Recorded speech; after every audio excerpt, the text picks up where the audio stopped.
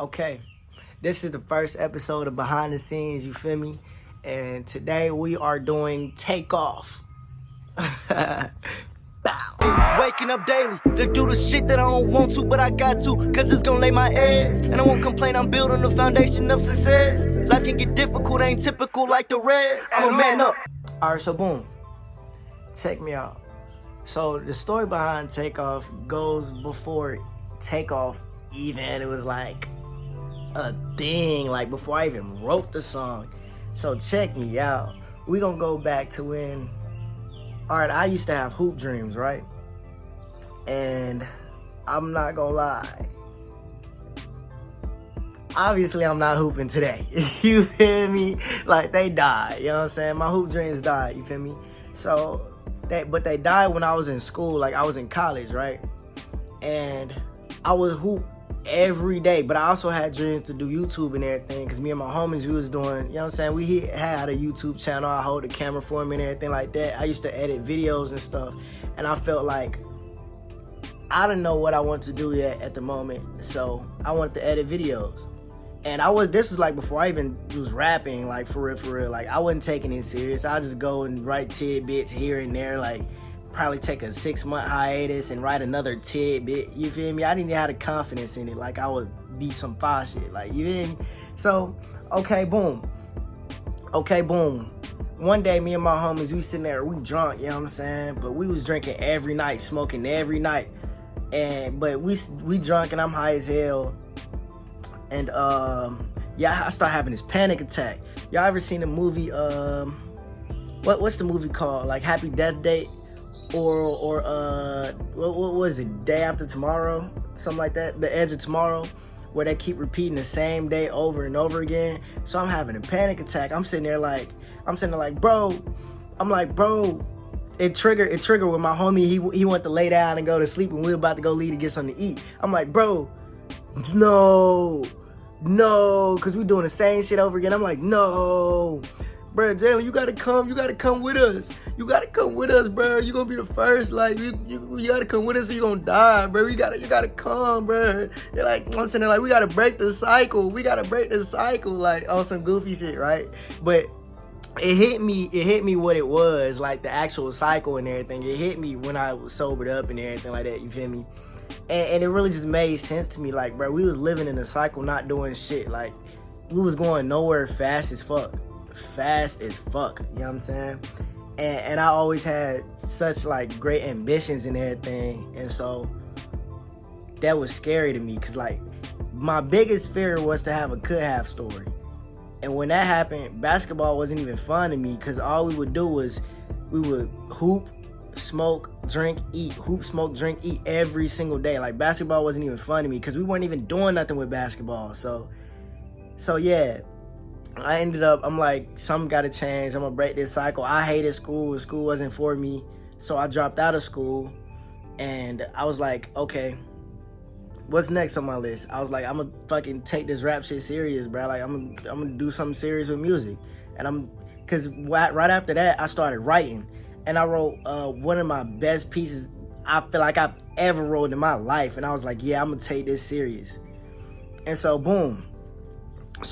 After that, what happened after that? Yeah, so that's when I dropped out of school and I got a job, you know what I'm saying? Once I got a job, I was like, okay, I got the money. Let me go to the studio. Because I was still writing and everything. But yeah, let me go to the studio. Okay, bow. Now I'm in the studio. Cool. Cooking. We making music now. At this point in time, every day doing work.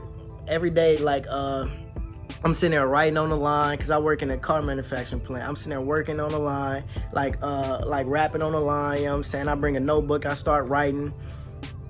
I ain't got no music in my ear though, but you know what I'm saying? But I'm still cooking. Every lunch break, I'm going to the car to start spitting and practicing, you know what I'm saying? Throwing a beat, I might find something I want to write to, or continue writing to a beat that I was already writing to. Okay, cool. But, so, I did used to work out for this girl that I was chasing. I was chasing her bad. Like, I want to say for 3 years straight, I was chasing bad. Like, but yeah, I ended up started working out for this girl that I was chasing, right? This is before any of this happened. And so when I didn't see her, when I did see her,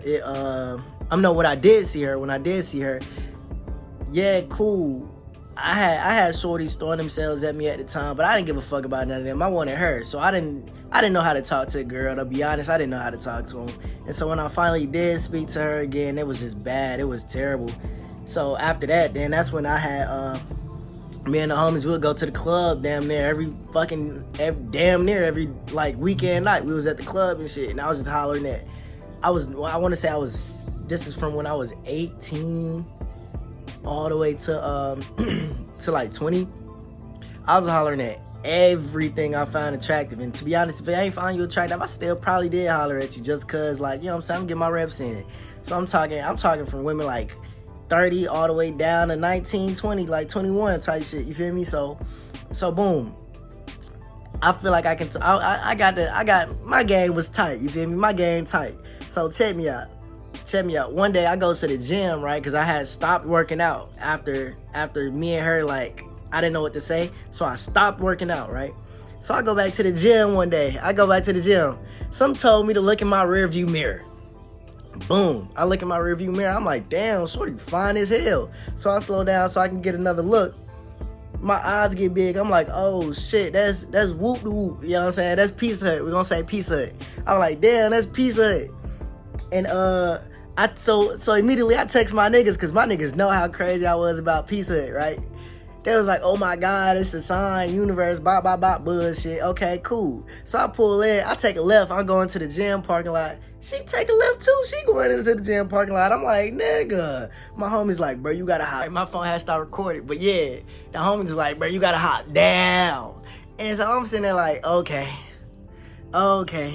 So I park, cool. It's a car, I'm parked right here. It's a car right here, she parked right here. I'm like, oh shit. So check me out. I was bumping Dead Presidents 2 by Cole, right? I was bumping Dead Presidents 2 by Cole. So I gotta let the song finish, cause that's one of my, probably is my favorite song by Cole. I'm gonna keep it a bean. I love that shit. So boom, check me out. Okay. So as soon as it finished, I get out the car. Boom, there she goes. She walking past. But I think she was behind me. I'm not even sure no more. I think she was behind me, but my nervous ass acted like I didn't see her, okay? Like, come on, guy. I acted like I didn't see her. So I walk in, you know what I'm saying? I scan my little joint. I got my basketball in my hand because I was going to go hoop. That's why I went to the gym. Like I said, I stopped working out. So I was going to go hoop. You feel me? Put up some shots, you know what I'm saying? Because some told me to go to the gym. Okay. So I walk right to the court. She go to the weight room, you know what I'm saying? And so my homie still blowing up my phone like, bro, you better mop. You know what I'm saying? I'm sitting there like, all right. I'm like, all right. If I make this shot, I go talk to her. I'm at the 3, you know what I'm saying? I just pull up. That bitch was so wet. Oh my God. like black. Like, I don't know, like it was too wet, you know what I'm saying? I said, all right. So I packed my stuff up, you know what I'm saying? I walked to the weight room. I didn't give myself no time to think, because I don't be thinking when I go, you know what I'm saying? When I go talk to women, I don't be thinking. I feel like it's best when I don't think, because if I think, I'm gonna psych myself out. It's like jumping in a pool. If you just jump without thinking about it, you already in the air, so you can't turn back around. If you wanted to, you can't. All right, so boom. I was just walking. I couldn't come up with nothing in my head. I'm just walking, and I'm not giving myself time to come up with something. So I open the door, boom. I step in, she right there in my face going, right there in my face. I instantly walk to the back because I wasn't prepared. I swear to God, I wasn't prepared. I walked to the back, and so I started doing little sit-ups and crutches and everything, you know, working on my core and everything like that. And at this point, look. I know she recognized me, because when I go down for a sit-up and I go back up. we sitting there, we looked at each other. I'm sitting there, I go back down. I'm like, oh shit. So look, boom, she come walk into the back, right? She come walk into the back. She get like right there beside me, start doing some planks and shit. The phone start recording again. But yeah, she get down there doing some planks and shit, right? Okay. I'm sitting there like this. Like, I could not look at her. Like, I'm sitting there trying to look and I just can't look. It felt like I was getting crushed. Like my power level 5 and hers is over 9,000, my nigga. Like, it was bad.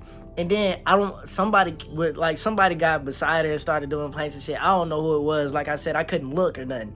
But I hear her keek, giggling and talking about some, I think he jealous. Like, man, bro, I wanted to scream because I felt so trapped and confined. Like, I felt like I was in a little ass ball. I was feeling claustrophobic. Like, I wanted to scream, but I couldn't. So yeah, eventually, I guess, and she get bored or whatever. You know what I'm saying? And so she leave, right? She leave. That's when I leave, and I get in the car. I just, cause like, nigga, we gotta do better. And what's crazy was I used to go to work and tell these niggas all these stories like of me hopping down on women, you know what I'm saying? Like word for word shit I say and everything. So they gave me the nickname Joe Hefner, you feel me? They'll give me the nickname Joe Hefner. So of course I can't tell them all the wins, so I had to go and tell them the loss because they was gonna crack on my head. Like they was gonna get me like bad. Like they was gonna bad. So, and I needed that. Honestly, I needed that. And so I went to go tell them that. They was like, hell no, we gotta revoke your name. That was all on my top, like crazy. And so I was like, yeah, something gotta change. So boom, I'm sitting there freestyling one day. I got that beat on. I got the TakeOff beat on. I'm sitting there freestyling. And instantly, I come up with the hook first. I was just like, I'm done with it. I'm done slipping. I'm done with it. I'm done whipping. I'm not timid. I'm done with it. I'm done dreaming about winning. I'm done with it. I gotta get it. I'm gonna get it. Like, I did the hook. That stuck with me. Immediately, that stuck with me. And so, boom, it wasn't nothing but the first verse after that. When the first verse, how I start... Man, I started off the first verse like I didn't even have a beat in my head or nothing. I didn't have a beat plan or nothing. I'm sitting there working online, boom, boom, and I'm just like, if it's the Rocket City, why am I still grounded? A nigga so hot at this bitch that he can change the climate. Don't know the path that I'ma have to take, but I'ma find it. If I gotta take a rope to the top, then I'ma climb it. Once I had that, it was a wrap. I finished that whole first verse. Then I went to the car during my lunch break, spit that shit, and it fit perfectly. Like, because I guess it was just so in tuned in my head at that point, because I did have a beat on repeat, and I guess it was just so in tune, it went perfectly. Right?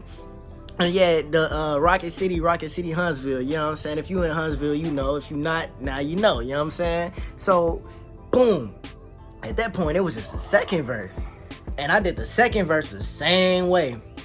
Well, actually, I started the second verse with the beat playing and everything like that, but I finished it without the beat, you know what I'm saying? And I was just rapping that shit to myself at work all fucking day. My anger was just building up. I was so fucking heated. Yeah, I started getting in the gym and everything. I was working out and everything. Like, I was so dedicated. I picked up some weight. I went from a little twig to Aki. I was buff as hell. Like, yeah, I was so dedicated. I recorded that shit, had so much anger in me, bruh. Yeah, that was one of them in the moment songs. Like, I was able to record that in the moment, and that was the first song I released because it changed. You know what I'm saying? I'm gonna say change, like, cause that's my whole message behind my artistry. To be honest, like, you can change your life. Like, that is that is what my journey is supposed to signify. Like, you can do it. You have the power to change your life. You know what I'm saying? You can do it. Me, I can do it. You know what I'm saying? And so yes, that's what I wanted to signify with that being my first release. You know what I'm saying? TakeOff. You know what I'm saying? It's time to You know what I'm saying? It's time to run this shit. Like, take the fuck off. Yeah. So that's the story behind Takeoff, behind the scenes, episode 1. You know what I'm saying? My first release. Yeah, I got it there. I'm tired of feeling weak and powerless. I'm tired of feeling like I can't make my dreams a reality. I'm tired of wishing I was different. I was better. So from here on, I'm gonna reinvent myself. I'll never stay the same because I'll forever love.